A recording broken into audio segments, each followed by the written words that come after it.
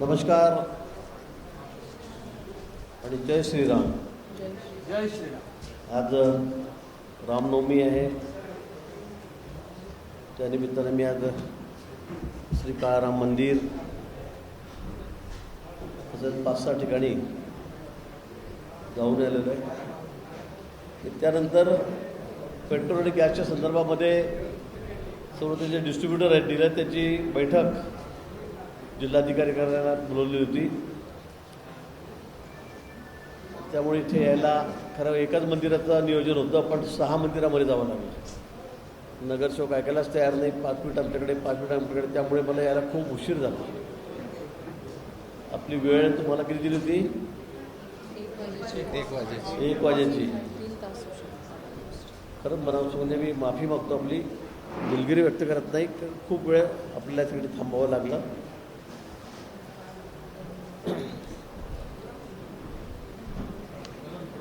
देवेंद्रजींनी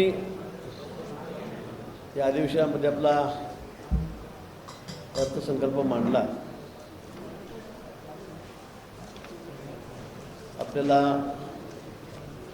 आपली अर्थव्यवस्था पुढे न्यायची आहे. 5 ट्रिलियनपर्यंत आपल्याला जायचं आहे. माननीय मोदींनी संकल्प केलेला आहे. आणि आपल्याला माहीत आहे 11 वर्षापूर्वी ज्यावेळेला मोदींनी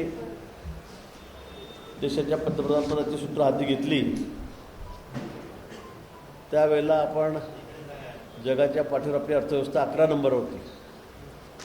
आणि आज आपण 4थ्या नंबरवर आहोत. 3ऱ्याकडे आपली वाटचाल सुरू आहे. जपानसारख्या विकसित राष्ट्रांसुद्धा आपण मागे टाकून आता पुढे चाललेलो आहे. आणि आपला प्रयत्न आहे की येणाऱ्या 47मध्ये म्हणजे अजून 20 वर्ष लागतील, ज्यावेळेला आपण आपली गोल्डन ज्युबिली म्हणून सुवर्ण महोत्सव पण 100 वर्ष देशाला स्वातंत्र्य पूर्ण होतील, त्यावेळेला आपल्याला खूप मोठी मजल मारायची आहे. विकसित भारताच्या दिशेने आपली आगेकूच चाललेली आहे, जोडजोड चाललेली आहे. आणि त्यामुळे त्यात महाराष्ट्राचाही वाटा असावा, यासाठी आम्ही आमचं योगदान या सगळ्या 5 ट्रिलियनमध्ये देऊ. यासाठी तो देवेंद्रजींनी अर्थसंकल्प मांडला, हा अतिशय महत्त्वाचा आहे. तर म्हणजे या राज्याचा कणा जो आहे हा शेतकरी आहे. अनेक वेळेला नैसर्गिक आपत्ती येत आहेत,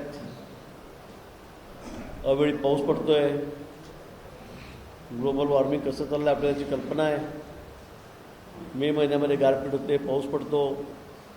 मार्च महिन्यामध्ये आता सगळीकडे अनेक ठिकाणी पाऊस पडतो आहे, विजेचा कडकडाट होतो आहे, वादळ येतं आहे. त्यामुळे फळबागाचं नुकसान होतं आहे.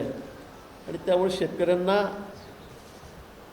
काहीतरी आधार द्यावा. म्हणजे यावेळेला सगळ्यात महत्त्वाची मागणी नसतानासुद्धा मी म्हणेल की यावेळेला शेतकऱ्यांसाठी कर्जमाफी 2 लाखापर्यंतची, आणि जे नियमित भरतात त्यांना 50,000 रुपये या सरकारने त्या ठिकाणी जी घोषणा केली, देवेंद्रजींनी घोषणा केली.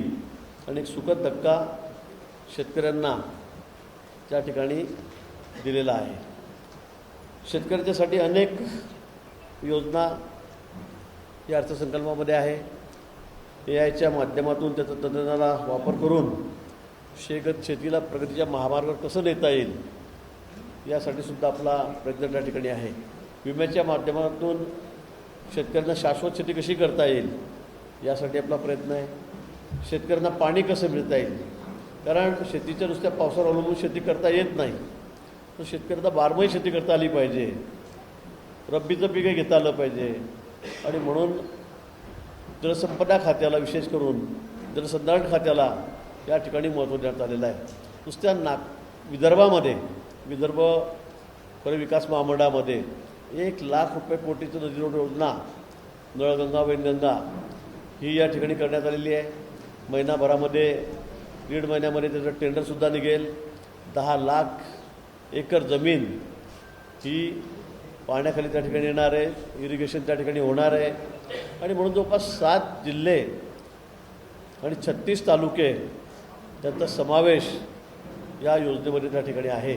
आणि म्हणून मला वाटतं विदर्भाच्या दृष्टीनेसुद्धा अतिशय चांगला निर्णय या ठिकाणी मी घेतलेला. या सगळ्या प्रोजेक्टची किंमत आज 96,000 कोटी आहे. 96,000 कोटीचा प्रकल्प आपल्याला हा 8 ते 10 वर्षामध्ये पूर्ण करायचा आहे, पण तो टप्प्याटप्प्याने होईल. पहिला टप्पा आधी होईल 2 वर्षामध्ये, दुसरा होईल 2 वर्षामध्ये. तोपर्यंत सर्व शेतीला त्या ठिकाणी पाणी मिळेल, इंडस्ट्रीला पाणी मिळेल, पिण्याच्या पाण्याची व्यवस्था त्या ठिकाणी होतील. आणि अशा दृष्टीने शेतकऱ्याच्या दृष्टीने अतिशय महत्त्वाकांक्षेचा प्रकल्प आहे. आपल्याकडे सुद्धा गिरण्याचा असेल, नारपार असेल, त्या प्रकल्पांना आपण सुरुवात करतो आहोत. समुद्राचं पाणी, समुद्रात वाहून जाणारं पाणी त्यात आपल्याकडे आपण वळवणार आहोत. आणि त्यामुळे सुद्धा आपल्याकडे दुष्काळी भाग आहे कायम, ज्या ठिकाणी रब्बी पीकसुद्धा येत नाही, त्या भागाला आपण पाणी देणार आहोत. आणि म्हणून शेतकऱ्यांच्या दृष्टीने शेतकरी हा महत्त्वाचा कणा मानून आपण शेतकऱ्यांना या ठिकाणी पाणी देण्याची व्यवस्था या ठिकाणी तयार करतो आहोत. आपल्याला कल्पना आहे, विजेच्या पूर्वी किती गोंधळ होता, किती गोळ होता. रात्रीच वीज द्यायची ती 4 तास द्यावी लागत होती. पण त्या सरकारने सूत्र हाती घेतल्यापासून एक विक्रमच केलेला आहे, म्हणजे गिनीज बुकामध्ये नोंद झालेली आहे. आपण शेतकऱ्यांना सौर पंप देतो आहोत. 7 हॉर्सपावरपर्यंतचे पंप आता शेतकऱ्यांना दिवसभर म्हणजे 12-12 तास ते या ठिकाणी पाणी देत आहेत. विजेच्या भरोश्यावर न राहता, त्याच्यावर अवलंबून न राहता आता सौर ऊर्जेतून आपल्या शेतामध्ये पंप टाकून दिला, विहिरीमध्ये असेल, बोरमध्ये असेल, आणि 7 हॉर्सपावरचं पाणी तुम्हाला दिवसा शेतीला देता येत आहे.